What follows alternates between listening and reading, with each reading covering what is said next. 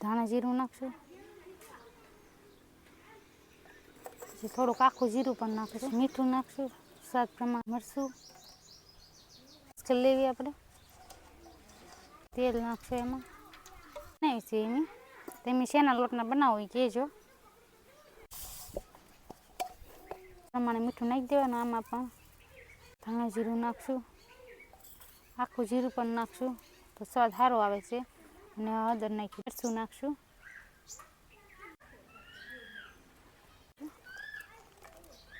કે મૂકવાના હોય એટલે પછી પાણી ન નાખ. પ્લેટ થઈ ગયા છે આપણા મુઠિયા. જમી લઈશું આપણે. બપોરા થઈ ગયા છે તો